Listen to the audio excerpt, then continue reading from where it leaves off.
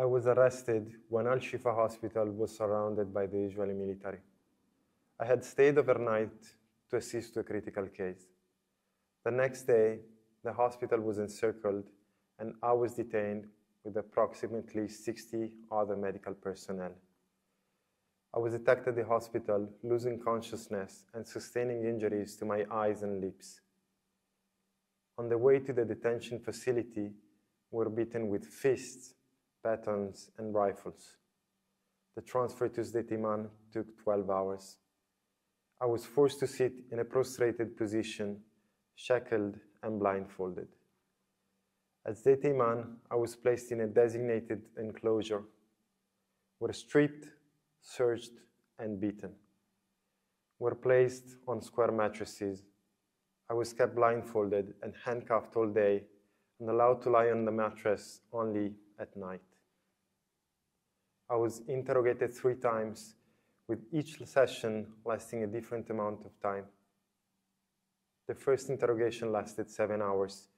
They questioned me about my whereabouts on October 7, asked about hostages, and wanted to know who I saw or who I spoke to. About 5 or 6 weeks ago, I was transferred to the Ofer Prison. I have not been interrogated here. In the ward, there are 10 cells, half of which hold prisoners who remain handcuffed at all times. Those held in my cell are not handcuffed.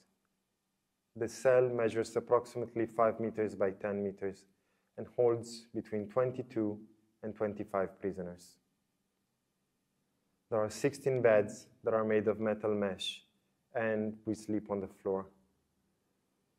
Each prisoner is allowed to shower once a week for 4 minutes. We each have a thin mattress, a blanket, and a towel.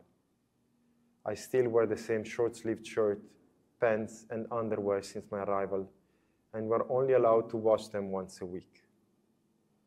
Raids and searches inside the cells still occur. There are 4 roll calls on a day, during which we're forced to sit on the floor in a prostrated position. Skin diseases, bacterial infections, asthma symptoms, and dermatitis are spreading among the prisoners. There is a doctor, but we never see him.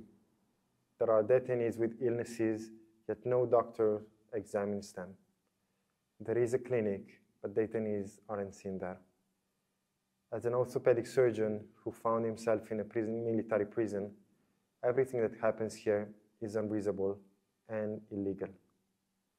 I witnessed cases of prisoners who had limbs amputated at the Sdei Iman camp.